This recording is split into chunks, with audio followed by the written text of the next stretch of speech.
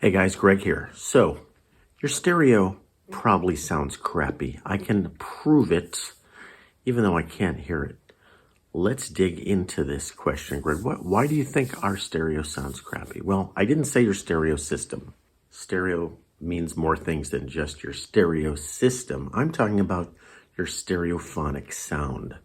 And what is stereophonic sound?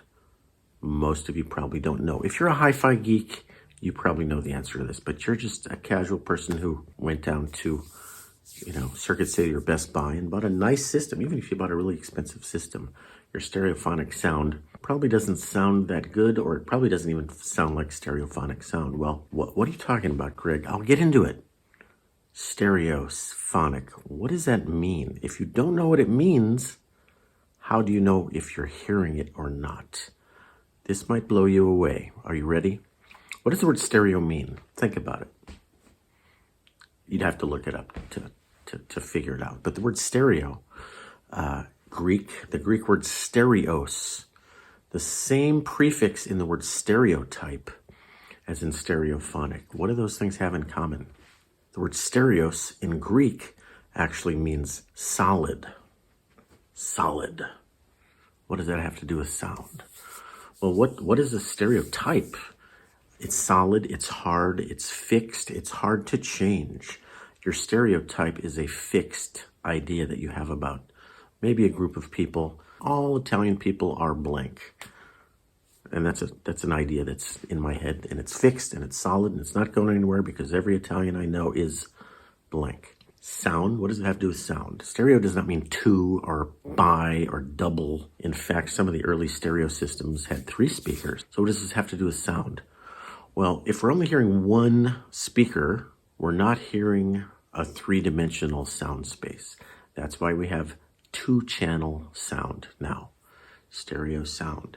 It's just take something that sounds flat, 1-dimensional, and make it sound solid, 3-dimensional. So if you're hearing stereophonic sound, you're not hearing 2 speakers, A and B. You're hearing a 3-dimensional sound stage with a voice in the middle and guitar over here and piano over here and maybe some other instruments in the background. You're hearing this supposedly 3-dimensional sound space. That's what stereophonic sound is. That's why I'm saying most people don't have that because they're not set up correctly for that. Their speakers aren't placed correctly for that. And they didn't even know that was the goal. Like, well, why do you have stereo? Why'd you get 2 speakers? Because that's how they sell it. Well, why'd you stick them over there on the wall? Because it looks good. We're not getting stereophonic sound. Stereophonic sound is an illusion.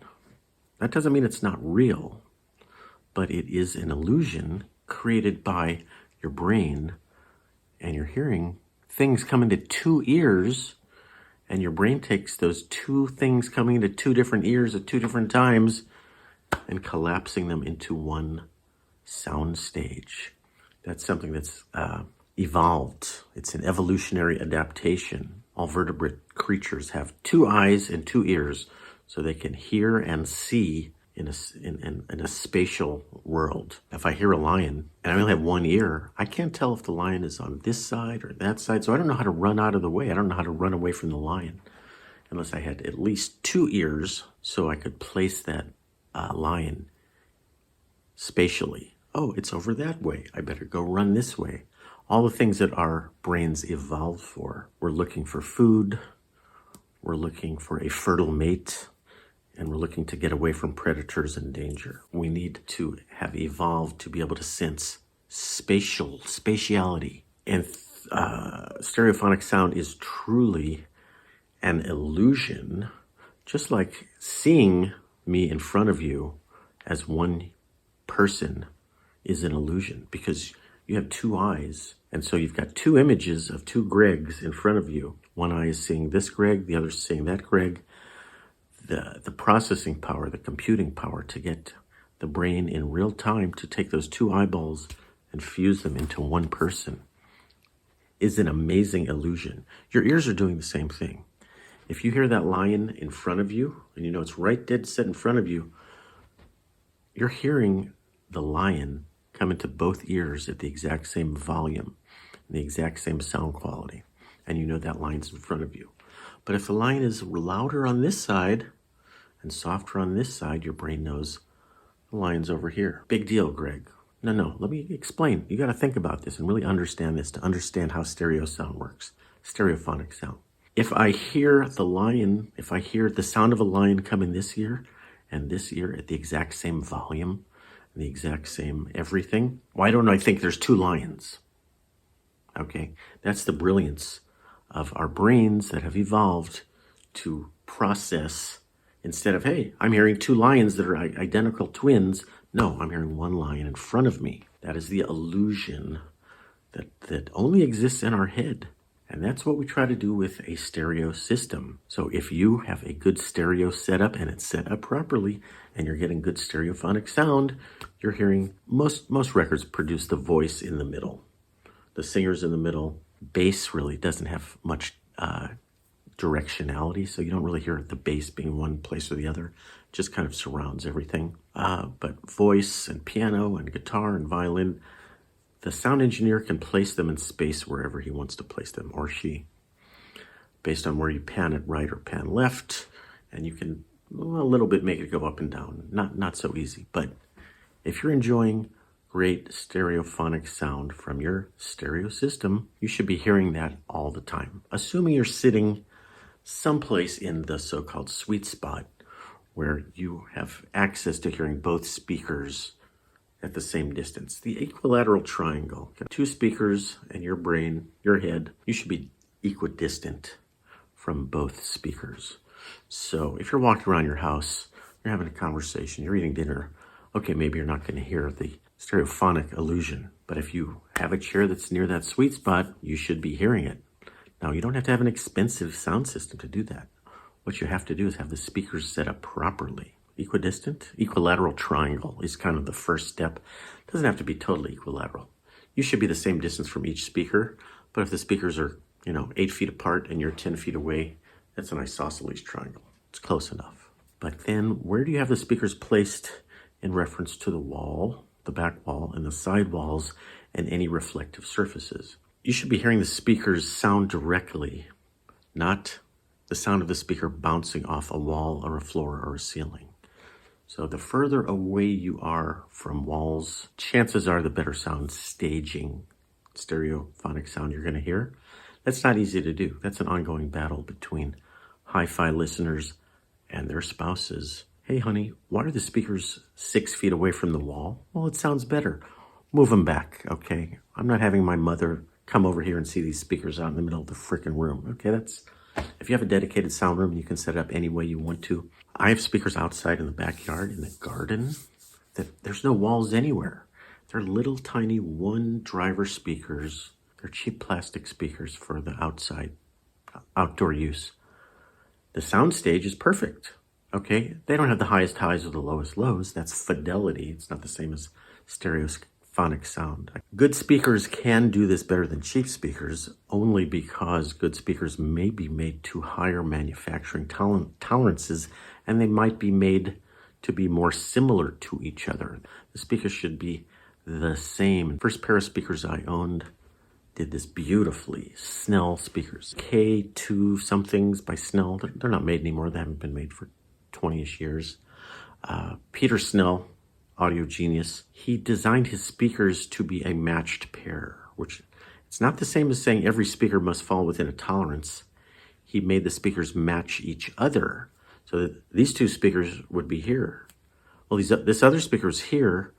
Well, let's match it with one like this. Well, he would match up the individual components. So you get a big batch of resistors from the resistor company, and they're all supposed to be 100 ohms.